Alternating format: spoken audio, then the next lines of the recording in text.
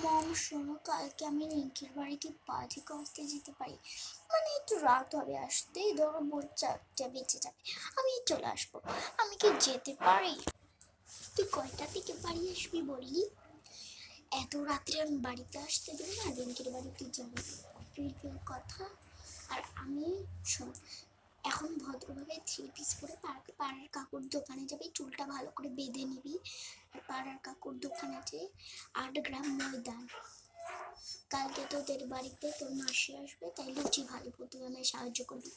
কোনো রিঙ্কি পিঙ্কির বাড়ি যাওয়া নেই, কোনোদিন কোনো পার্টিতে যাবো না, আমার সাথে ঘরের কাজ করবি, তাহলে একমাত্র হলো 10টা পর্যন্ত পার্টিতে যেতে দেবো, কিন্তু অত রাত 4টা পর্যন্ত কেউ পার্টি করতে দেবেন না। সন্ধ্যায় রিঙ্কির বাড়ি পার্টিতে যেতে পারবে না, ওটা আমি বলে। হোয়াট হোয়াট আমি পার্টিতে যাবো, তুমি যেতে বলো, তুমি আমার ইন্ডিপেন্ডেন্স হয়ে বাঁচতেই দাও না। আমি আজকেই বাড়ি থেকে আজই চলে যাবো। তুমি আমি রিঙ্কির বাড়ি যেতে দেবে না, মানলাম তুমি রিঙ্কির বাড়ি না যেতে দেবে, তুমি ইন্ডিপেন্ডেন্ট দিয়ে বাঁচতে পারে।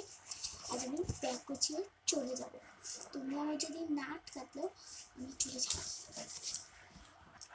মা, পাশের বাড়ির গোল কি কুটটা নামে খুব ধাওয়া করছে, একটু পৌঁছে দিয়ে আসবে? তোর জানায় আমি আর পুজোও করতে পারবো না, মা লক্ষ্মী ঘরে আসবে, আমি পুজো করতেছি আর তুই পুজোও করতে দিলি না। দাঁড়া শোন, তুই যদি আমার নিজের মতন ইন্ডিপেন্ডেন্স হয়ে বাঁচতে চাস, যা, পাশের বাড়ির কুকুর তোকে কামড় দিয়েছি, ঠিক করেছে, আমি সব দেখতে পারবো না। আমার মতো কথা শুনলে শোন, না শুনলে শুনিস না।